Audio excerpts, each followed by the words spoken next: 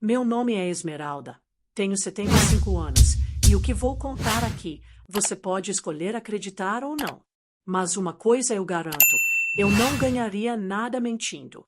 Moro sozinha, num casebre que fica no meio do mato, isolado de tudo. Meus vizinhos mais próximos estão a uns bons quilômetros daqui e a cidade mais próxima fica a 2 horas de caminhada. Não é fácil viver assim, mas eu prefiro. Porque a solidão me protege deles, dos que vêm à noite, dos que sussurram meu nome no escuro, dos que atravessam as paredes frias e me olham com olhos que não pertencem mais a esse mundo. Desde os meus 6 anos, os mortos me encontram. Sempre me encontram. Eu sou o caminho deles. E hoje, com essa idade toda, eles continuam vindo. Sempre vêm. Mas o começo foi diferente. Foi assustador, e eu ainda me lembro como se tivesse sido ontem. Naquela época, eu morava com meus pais numa casinha simples de madeira, também no meio do mato, mas numa região mais ao sul. Era uma vida difícil, mas cheia de amor. Meu pai era lenhador e minha mãe fazia tudo o que uma dona de casa fazia naquele tempo.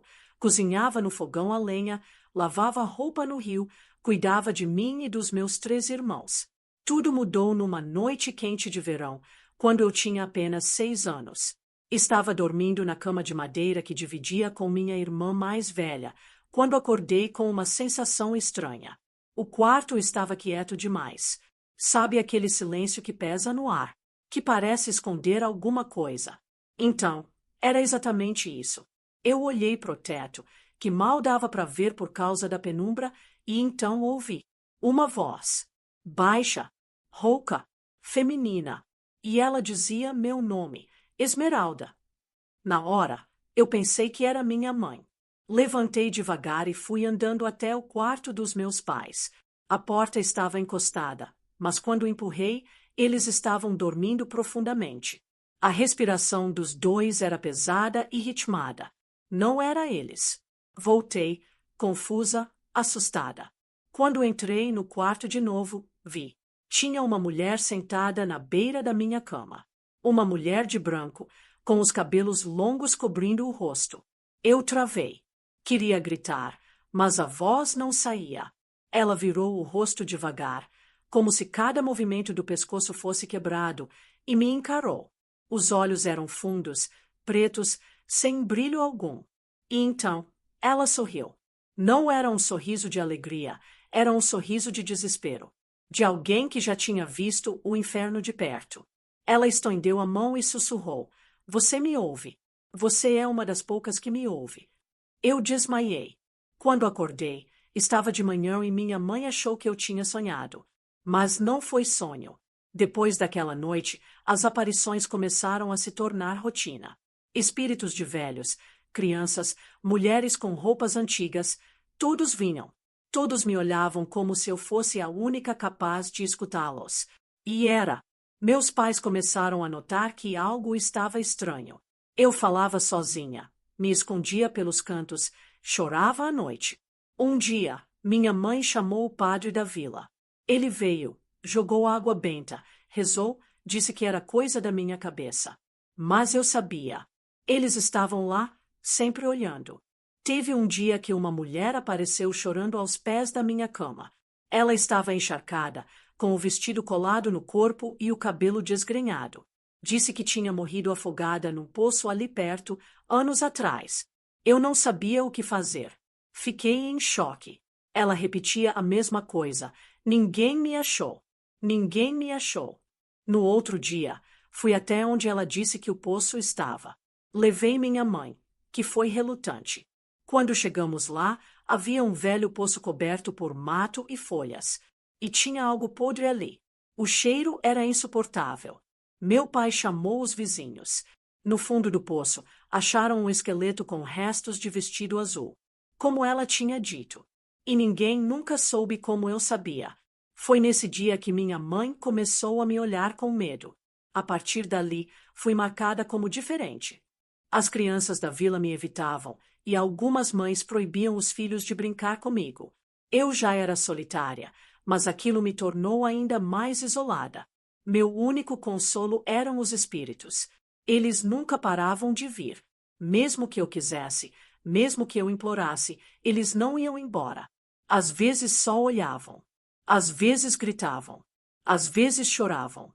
Teve uma vez que um homem apareceu coberto de sangue, com metade do rosto desfigurado. Ele me disse que tinha sido assassinado por engano numa estrada próxima. Ele pedia vingança. Gritava, urrava, e eu, uma criança de 8 anos, só chorava e pedia para ele ir embora. Mas ele não ia. Ficou dias ali, me seguindo.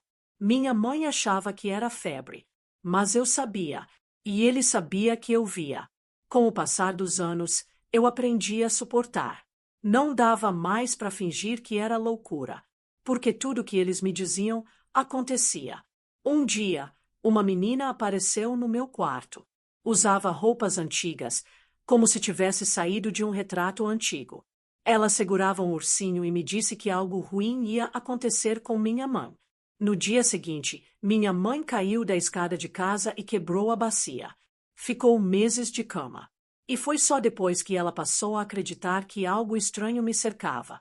Meu pai, no entanto, nunca aceitou. Ele dizia que era invenção, que eu fazia de propósito para chamar atenção. Até o dia em que ele mesmo viu. Era uma madrugada e ele acordou com um barulho na cozinha.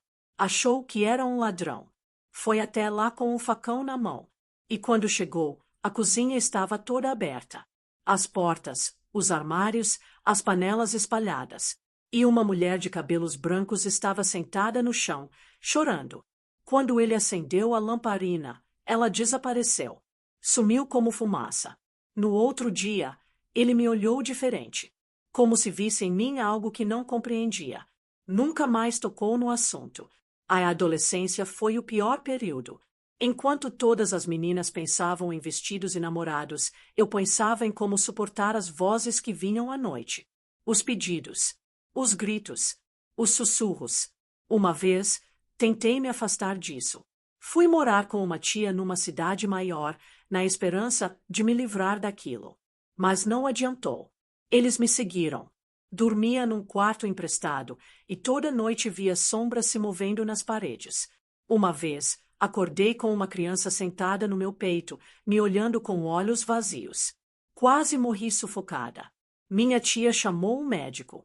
Fizeram exames, me doparam, me encheram de remédios. Mas nada adiantava. Porque não era da cabeça. Era real. Eu era um farol para eles. Eles vinham. Sempre vinham. Depois de adulta, tentei ter uma vida normal. Trabalhei em costura, cuidei de gente idosa, fiz bicos em fazenda. Mas ninguém queria ficar perto de mim por muito tempo. Sempre acontecia algo estranho. Alguém dizia que sentia calafrios perto de mim, que sonhava com mortos depois de me encontrar.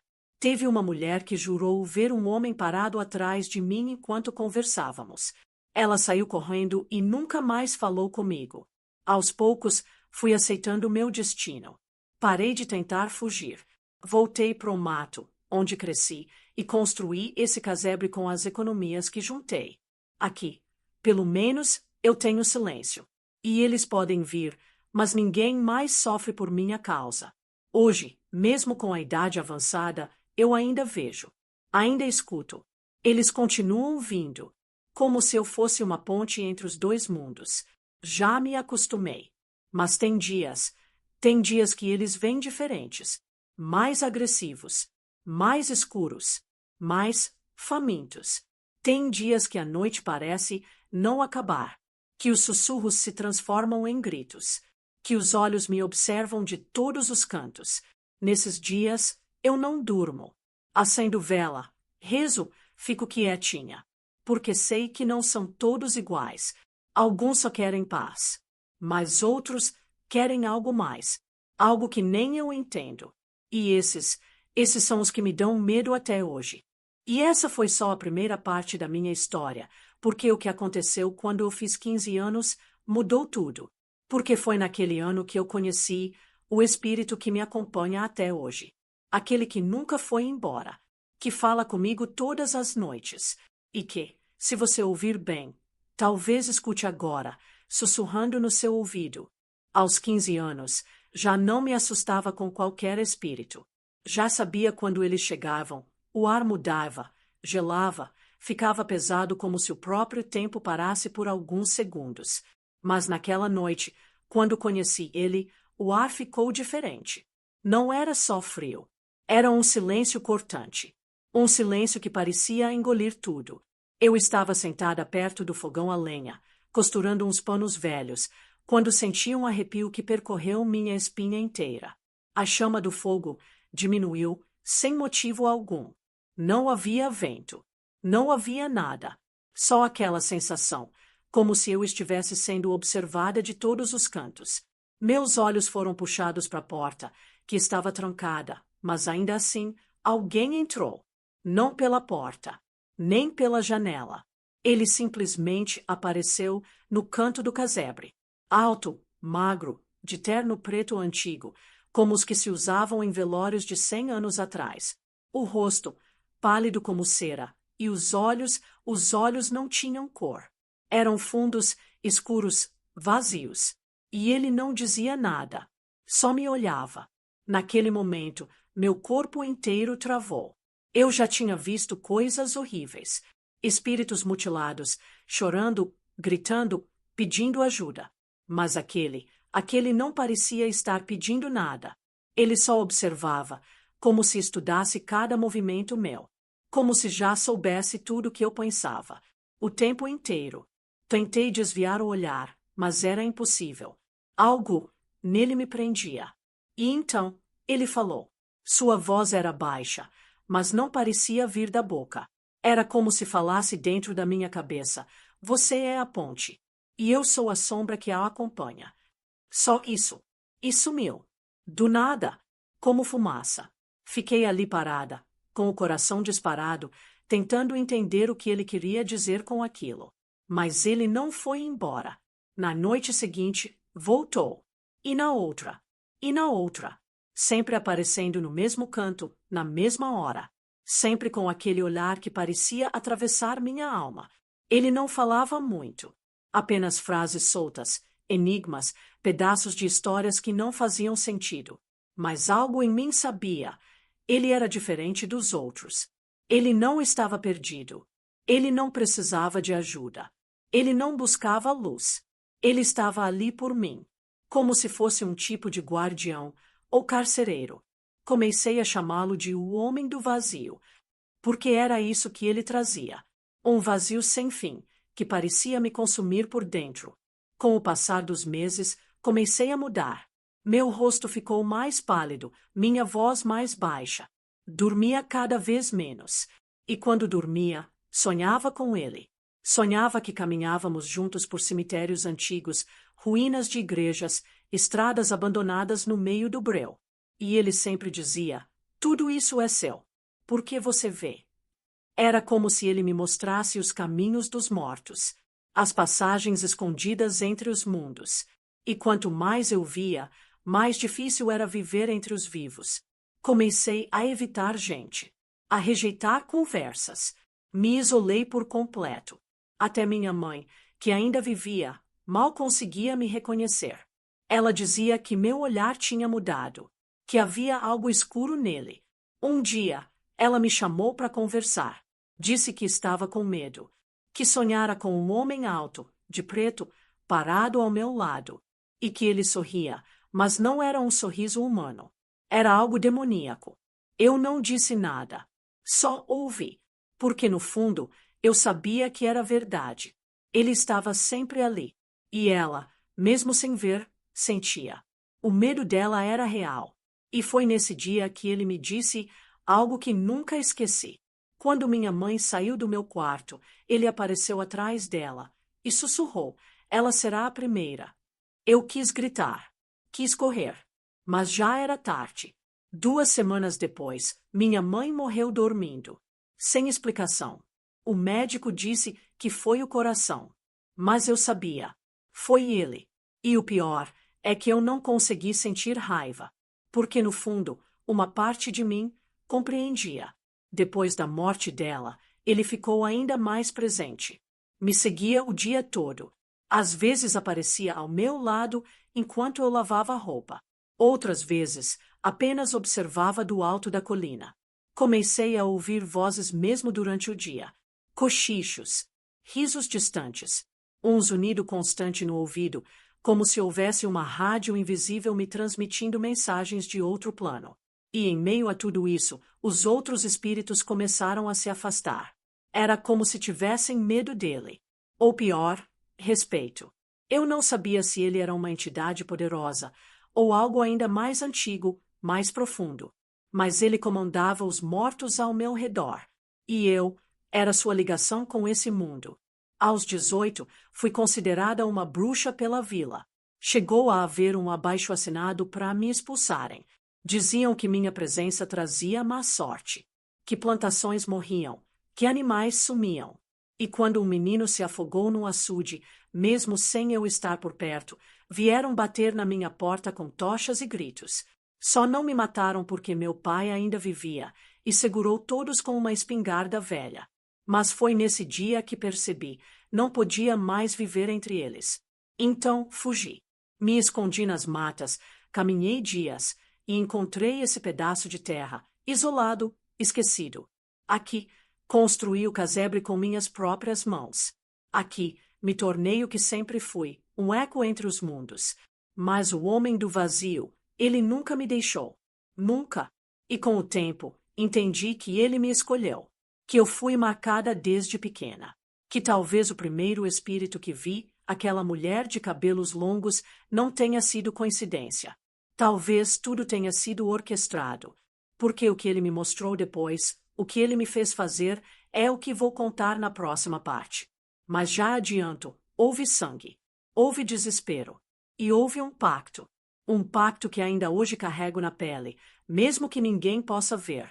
Depois que me instalei nesse pedaço esquecido do mundo, longe de todos, pensei que finalmente teria sossego. Que os mortos encontrariam um lugar para vir em paz, e que o homem do vazio cessaria sua vigília constante. Mas foi justamente aí que tudo começou a escurecer de verdade. A floresta ao redor do casebre começou a se comportar de maneira estranha. Animais deixaram de passar por perto. O silêncio durante a noite se tornou tão denso que eu ouvia meu próprio coração batendo. O vento parou de soprar. E a própria mata parecia me observar. Foi então que percebi. Ele não me trouxe ali por acaso. Ele me conduziu. Me escolheu para algo que eu ainda não compreendia completamente. Eu não estava apenas vendo os mortos. Eu era um ponto de cruzamento. Um portal. Uma passagem. Na primeira lua nova após minha mudança definitiva, o homem do vazio apareceu mais nítido do que nunca. A luz da vela mal tremulava quando ele surgiu no centro do quarto, como se o próprio ar tivesse se torcido para dar passagem à sua presença. E pela primeira vez, ele caminhou até mim. Seus passos não faziam som, mas cada movimento fazia a madeira do chão ranger, como se reclamasse da energia que ele trazia. Estendeu a mão e me ofereceu algo. Um objeto velho, de couro preto, manchado, um livro. Era grosso, pesado e exalava um cheiro de terra molhada misturado com sangue seco. As páginas estavam escritas em uma língua que eu nunca tinha visto antes, mas que, de alguma forma, eu compreendia. Era como se já estivesse dentro de mim, apenas esperando ser lida. E ele disse apenas, leia, e entenderá o que você é. Passei dias lendo aquele livro, sem parar, sem comer, sem dormir.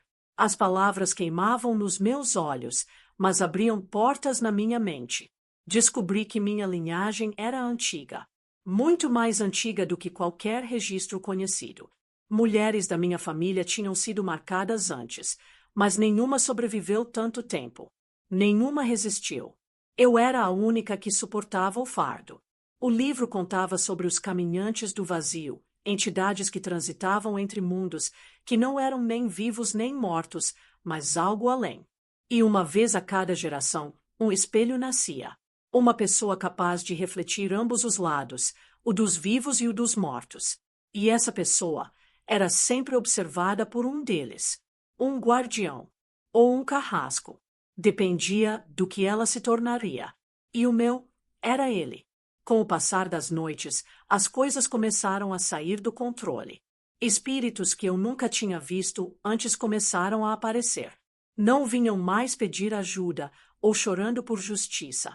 Eles vinham para me testar, me confrontar. Queriam saber se eu era digna de ser o espelho. Apareciam aos montes. Um homem com metade do rosto queimado me perseguiu por 3 dias seguidos, gritando maldições em línguas esquecidas. Uma criança com olhos arrancados sentava à beira da minha cama e sussurrava segredos do além.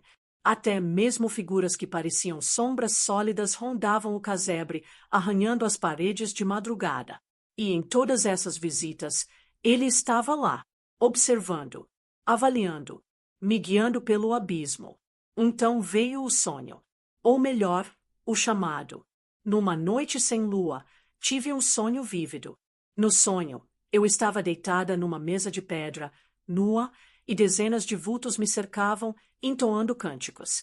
O homem do vazio estava no centro e estendia uma adaga antiga, feita de osso.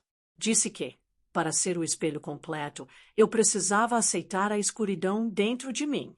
Precisava provar que estava pronta para abrir a passagem. E isso só seria possível com sangue. Um sacrifício. Eu acordei suando, tremendo, com a imagem daquela adaga ainda na mente. E, ao meu lado, ela estava ali, a mesma, real, fria e suja. Durante dias, resisti. Não queria me tornar aquilo, mas algo dentro de mim queimava, uma fome de entender, de dominar, de finalmente parar de sentir medo. E foi assim que ele me levou até ela, a primeira oferenda. Um espírito, mas diferente. Uma mulher que tinha sido cruel em vida. Uma assassina. Uma devoradora de crianças, como diziam as lendas locais. Ela apareceu em minha porta com os olhos cheios de ódio e uma risada que gelava os ossos. Ele a trouxe e me disse: ela é tua. Julgue-a, ou torne-se como ela. E então entendi. Eu não precisava tirar vidas dos vivos, mas dos que estavam presos, aqueles que recusaram a passagem, que optaram por permanecer na escuridão. Eles eram as chaves. Naquela noite, fiz o ritual. Usei o que o livro me ensinou. Tracei os símbolos. Recitei as palavras antigas. E cravei a adaga naquele espírito. Ela gritou como se o próprio inferno saísse por sua boca. E desapareceu. No lugar onde ela estava, surgiu uma pedra negra. Fria. Pulsante. Era o que o livro chamava de fragmento da penumbra. Parte da essência de um condenado. E ao tocá-la, uma onda de conhecimento me invadiu. Vi sua vida, sua dor, sua maldade, e vi a prisão onde ela vagava. Um mundo entre mundos. Um lugar de tormento eterno. E percebi que era aquilo que o homem do vazio queria me mostrar. Eu não era só uma vidente. Eu era uma colheitadeira. Uma ceifadora de almas perdidas. Depois disso, a cada lua nova, mais deles vinham. Espíritos deformados, presos ao ódio, que recusavam a passagem. E eu os julgava, um a um. Usava o livro, a adaga, o fogo e o sangue. E com cada fragmento coletado, meu corpo mudava. Minhas veias pareciam escurecer. Meus olhos ficaram mais fundos. E minha mente mais fria. Eu já não chorava.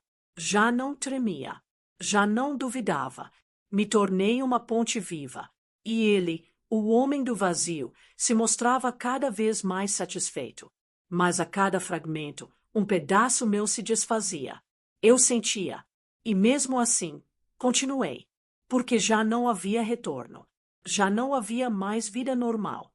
Já não havia mais paz. E o mais assustador é que eu comecei a gostar daquilo. A sentir prazer ao silenciar os gritos dos mortos corrompidos.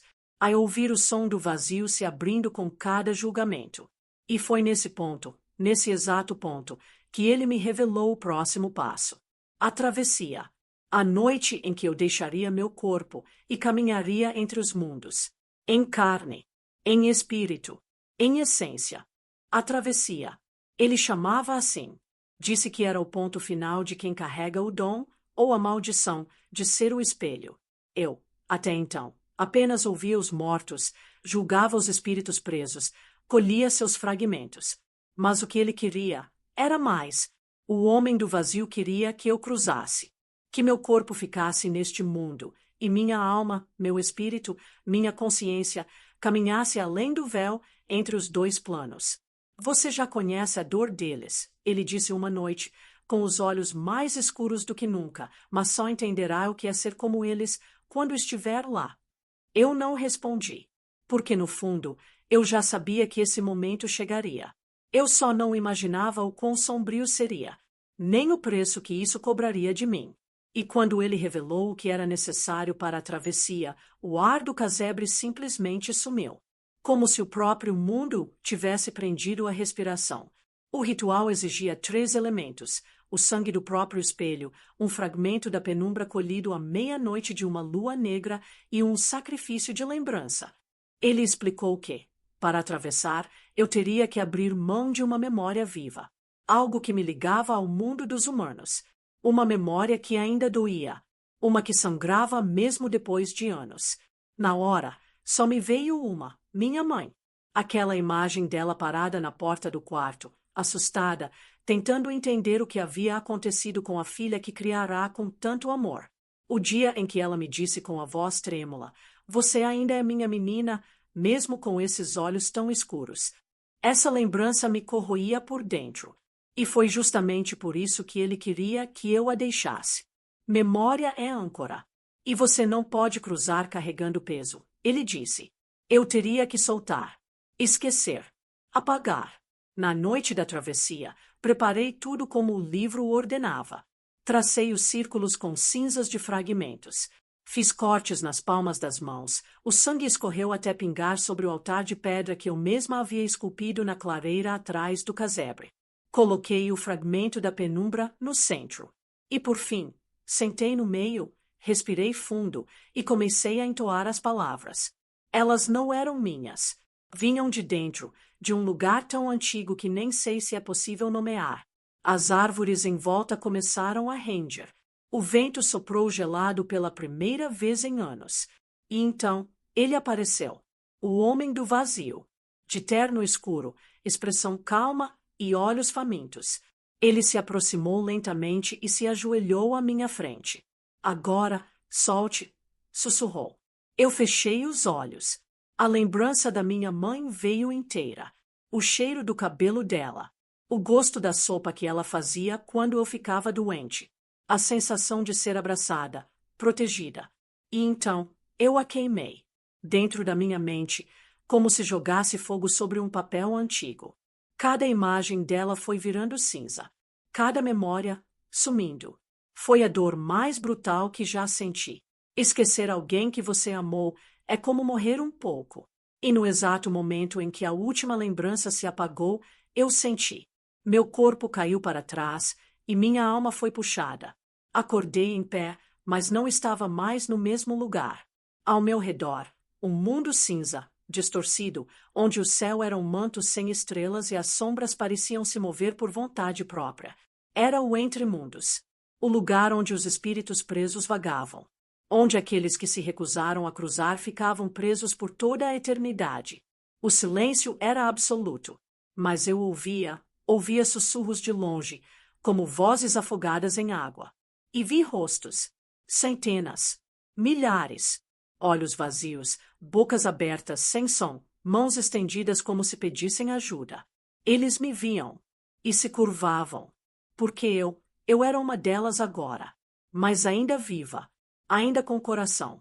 E por isso, mais poderosa. Comecei a caminhar. Cada passo parecia afundar numa névoa densa. E quanto mais eu andava, mais eles se aproximavam. Os corrompidos. Os condenados.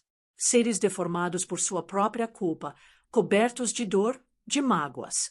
Um homem sem rosto me seguiu por longos minutos, sussurrando uma frase sem parar. Ela não me perdoou, ela não me perdoou. Vi crianças presas dentro de jaulas feitas de ossos e mulheres cobertas por véus de sangue, rindo de forma histérica. Era um purgatório sem regras, um inferno frio e sufocante. Mas eu seguia. E sabia exatamente onde estava indo. Porque ele me guiava. O homem do vazio estava ali, em todos os lugares, dentro da névoa, nos olhos dos espíritos, nos ecos do chão. No centro desse mundo havia uma torre, negra, torta, e de dentro dela vinha um chamado, uma pulsação que batia no mesmo ritmo do meu coração. Entrei. A porta se abriu sozinha. Lá dentro não havia escadas, nem teto, nem chão. Apenas escuridão absoluta. E ali ele apareceu por completo. Não mais como homem, mas como forma, como entidade, como a própria ausência de luz. Bem-vinda ao seu trono, ele disse. E me explicou que o espelho não era apenas uma ponte. Era também um juízo. Alguém capaz de reordenar o entremundos, de banir os espíritos que se recusavam à passagem ou de libertá-los. Mas toda escolha viria com um preço. Porque uma alma libertada era uma ferida em mim. Uma alma banida me tornava mais escura. Eu teria que escolher, todos os dias. E a partir dali, eu seria uma sombra entre os dois mundos. Nem viva, nem morta. Apenas eterna. Foi nesse instante que percebi. Eu não tinha mais como voltar. Não da forma que era antes. A travessia me mudou. Meu corpo, que havia ficado no mundo dos vivos, ainda respirava. Mas minha alma estava dividida, flutuando entre os planos. E ele, o homem do vazio, seria meu companheiro até o fim dos tempos. E foi ele quem disse a última frase antes de me devolver. Agora você pertence à noite. Depois da travessia, nunca mais fui a mesma. Voltei para meu corpo. Sim, mas era como calçar um sapato velho que já não servia direito. Sentia o mundo real como algo distante, abafado, como se eu olhasse tudo por trás de um vidro grosso e embaçado. O vento já não tinha cheiro. A comida, gosto. Os sons, mesmo os mais altos, pareciam ecos perdidos num vale profundo. A realidade se tornará um sussurro, e o entremundos, o grito mais claro dentro de mim. Os espíritos, antes tímidos e perturbados, agora vinham até mim como se eu fosse uma rainha. Se ajoelhavam, choravam, suplicavam. E alguns me desafiavam. Mas não por muito tempo, porque agora eu tinha poder. E com esse poder vieram as consequências. A cada fragmento que colhia, a cada alma que julgava, uma parte da minha humanidade se dissolvia. As rugas do meu rosto se tornaram mais profundas, como se o tempo quisesse me arrastar para o mesmo lado dos espíritos que eu condenava. Meus olhos escureceram de vez. Às vezes, ao me olhar no espelho, quando ainda tinha coragem de encarar meu próprio reflexo, via não só meu rosto, mas o dele, o homem do vazio, sempre atrás de mim, sempre me vigiando, às vezes sorrindo, às vezes apenas esperando, porque, embora fosse meu guia, ele também era meu carrasco. Eu sabia que quando chegasse a hora, ele cobraria o preço. E a cobrança começou de forma sutil. Primeiro, vieram os sonhos com vozes que eu não reconhecia. Espíritos que não eram mortos comuns, mas entidades antigas, aprisionadas desde tempos imemoriais. Começaram a me chamar pelo nome. Esmeralda, liberte-nos. Depois, começaram a escapar. Alguns, por minha culpa. Outros, por rachaduras no véu causadas pelas minhas decisões. Espíritos antigos, pesados, famintos por carne e sangue. Um deles se manifestou na floresta, a apenas 30 metros do meu casebre. Era alto como uma árvore, sem olhos, com uma boca que se abria na barriga. Devastou os animais ao redor. Matou a única cabra que eu tinha. Fez com que a terra morresse por semanas. E então sumiu. Mas não sem antes deixar uma marca que arde até hoje no chão da clareira, um símbolo, um aviso. Eu havia desequilibrado os mundos. Comecei a sentir o tempo passar diferente. Às vezes, acordava achando que tinham se passado minutos, quando já era outro dia. Outras, perdia semanas. Vi o mundo avançar sem mim. As tecnologias que chegaram à cidade mais próxima, as vozes de gente nova falando coisas que eu não entendia mais. E eu, trancada aqui, nesse casebre velho, cercada por velas, símbolos riscados no chão, um livro de couro que rende como pele viva e sombras que me visitam toda noite. Ainda hoje, aos 75 anos, continuo sendo o espelho. Mas já não julgo como antes. Não posso mais, porque há algo pior vindo. O homem do vazio me avisou. Disse que quando o espelho envelhece demais, ele começa a rachar, e que quando isso acontece, entidades maiores, mais antigas, começam a espreitar. Elas não vêm pedir, não vêm implorar. Elas vêm tomar, vêm dominar. E uma delas já me encontrou. Veio numa madrugada gelada, quando a vela principal do altar se apagou sozinha.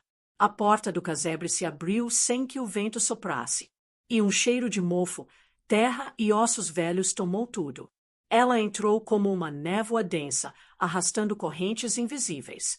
Não falou nada, apenas me olhou, e eu senti meu coração parar por um segundo. Não era um espírito. Era algo que nem o próprio vazio controla. Desde esse dia, durmo cada vez menos. Quando fecho os olhos, vejo ela me esperando do outro lado. Sei que está próxima. E o homem do vazio não sorri mais. Apenas observa em silêncio, como se até ele soubesse que algo está fora de controle. Os fragmentos que coletei durante a vida já não brilham como antes. Estão se apagando, um por um. E os espíritos que julgava e libertava agora voltam. Desfigurados, furiosos. Dizem que fui injusta, que me tornei pior do que eles. E talvez eu tenha me tornado mesmo. Se eu me arrependo. Sim, mas não pelos julgamentos. Me arrependo de ter aceitado esquecer. De ter aberto mão da lembrança da minha mãe. Porque agora, tudo que me resta é o vazio. Um silêncio que me consome por dentro. Um eco daquilo que um dia fui. Nem viva, nem morta. Nem mulher, nem espírito. Apenas Esmeralda, o espelho quebrado. E se você está ouvindo essa história, é porque ele deixou. Porque o homem do vazio quer que alguém saiba. Alguém que possa ser o próximo. Porque todo espelho, uma hora, se parte. E quando se parte, o véu entre os mundos se rasga. E então, eles entram. Agora vá. Não olhe para trás. E se, no silêncio da noite, você ouvir alguém sussurrar seu nome, não responda. Nunca responda.